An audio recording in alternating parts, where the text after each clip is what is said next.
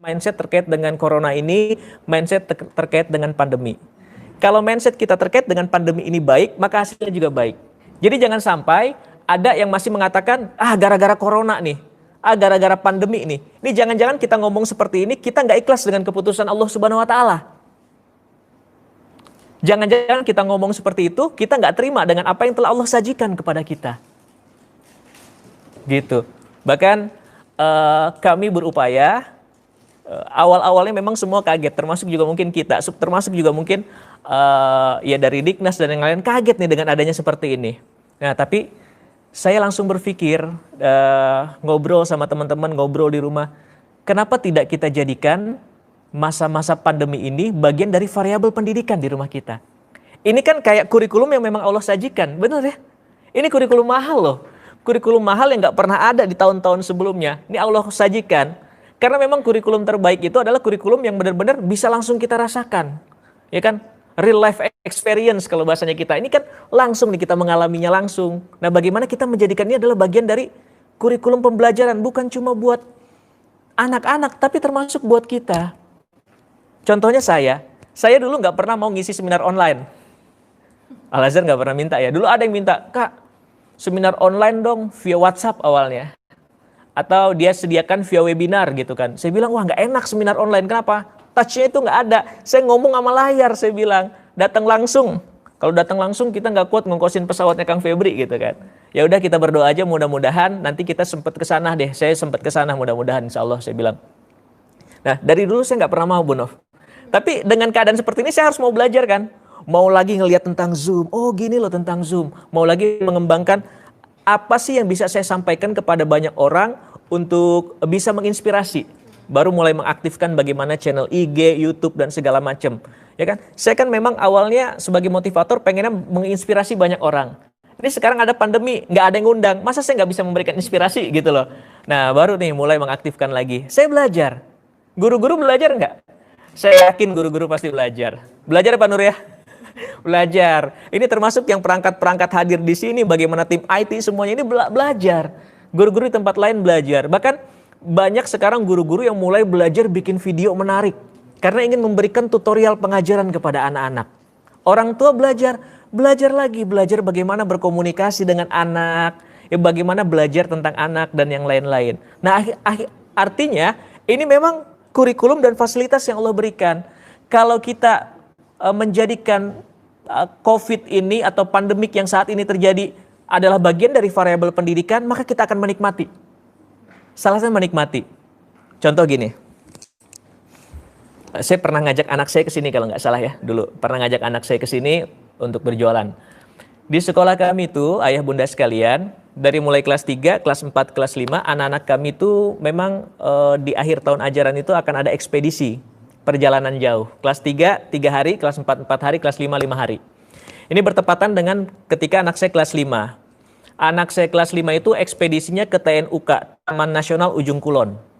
Di awal ada lesson plan, orang tua disampaikan, ini loh bahan ajaran kita, dengan bahan ajaran seperti ini, insya Allah kita akan ekspedisi ke Taman Nasional Ujung Kulon. Kita akan belajar ekosistem, kita akan belajar habitat dan seterusnya di sana.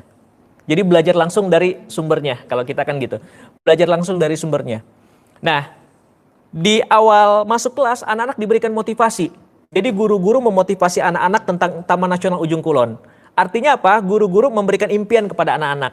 Dan impian itu menjadi impian anak-anak. Anak-anak semangat tuh pengen belajar di sana. Wah keren banget nih. Mereka nyusurin sungai, ada buayanya nanti. Mereka bisa ngelihat jejak kaki badak. Mereka nginep di hutan dan yang lain-lain lah pokoknya. Mereka tertantang. Nah cuma akhirnya diberikan challenge oleh guru-guru. Gimana caranya biaya perjalanan ini sekitar 3.500.000 harus didapatkan atau dicari sendiri oleh anak-anak. Oke siap kata anak-anak. Nah kita bantu fasilitasi saat itu. Anak-anak melakukan fundraising. Ada fundraising pribadi, ada fundraising kelompok. Dulu anak yang saya ajak itu dia lagi fundraising untuk ke Krakatau kalau nggak salah. Atau ke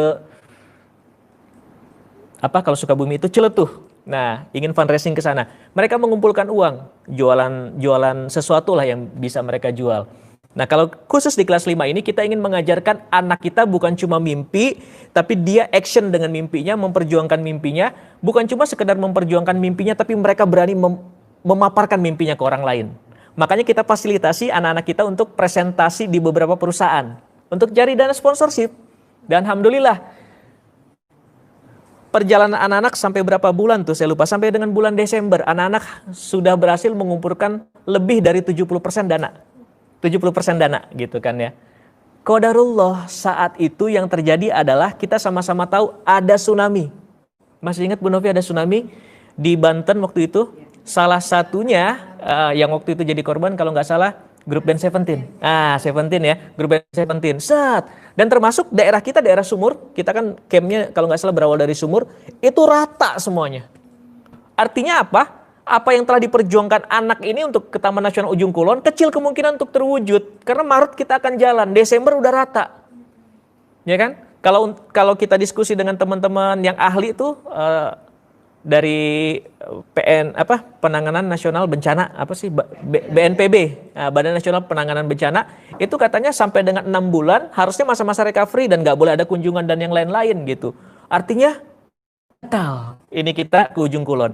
Yang terjadi apa? Orang tua ngedown, guru-guru ngedown, termasuk anak-anak. Beberapa di antara mereka mungkin ada yang nangis.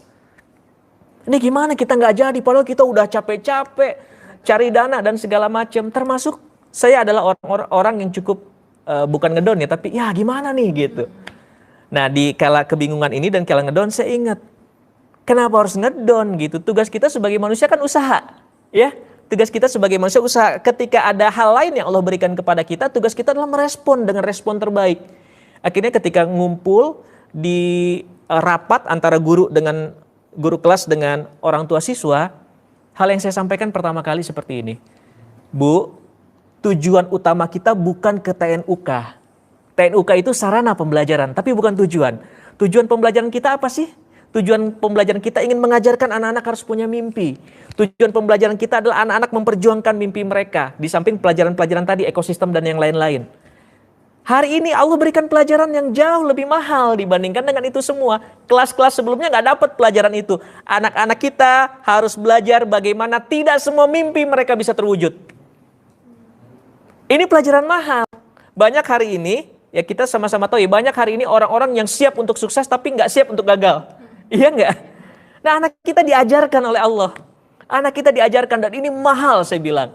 Nah makanya ketika itu kebetulan saya motivator. Saya waktu itu orasi, memberikan motivasi di kalangan orang tua, ayah bunda sekalian. Kenapa kita harus ngedown? Kita bilang ini justru pembelajaran. Kalau kita yang kita gaung-gaungkan selama ini real life experience, inilah sesungguhnya real life experience itu pembelajaran yang langsung Allah berikan kepada kita.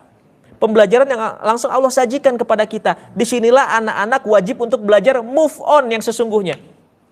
Kenapa selama ini ketika anak-anak belajar tentang sesuatu, anggaplah belajar apa yang nggak boleh tawuran gitu segala macam. Kenapa anak-anak tetap ada yang tawuran? Karena itu tadi bisa jadi itu cuma sekedar melalui kata-kata, nggak langsung praktek. Hari ini praktek langsung yang Allah berikan. Iya nggak? Hari ini praktek langsung yang Allah berikan kepada kita. Nih, nggak boleh lagi ke TNUK karena TNUK rata semuanya. Bukan TNUK-nya, sumurnya rata semuanya. Dan sekarang yang terjadi adalah kita harus move on. 3 bulan itu udah nggak memungkinkan ke sana. Ketika kita udah nggak mungkin ke sana, kita cuma bisa nangis. Ya udah berarti kita ingin memberikan pelajaran kepada anak, kita menyerah saya bilang. Nah sekarang bagaimana orang tua dengan guru, mau bangkit nggak? Kita sepakat akhirnya bangkit. Kita ajak anak-anak kita untuk move on, ajak anak-anak kita untuk bikin proposal baru, kita create tujuan baru. 3 bulan masih memungkinkan. Akhirnya waktu itu kita memiliki 3 alternatif. Waikambas itu kita ingin belajar tentang gajah ya, kalau itu kan badak. Bodogol itu ada penangkaran ada beberapa satwa juga di sana, atau Baluran lebih jauh. Nah orang tua nggak sepakat Baluran, jadi kita menentukan 2 ini antara Waikambas dengan itu. Kita survei, akhirnya ditentukanlah Bodogol gitu. Tapi yang ingin saya sampaikan di sini adalah ini loh yang namanya kurikulum istimewa yang Allah sajikan kepada kita. Jadi mindset kita bagaimana sekarang menjadikan ini juga bagian dari variabel pendidikan. Nah kalau di saya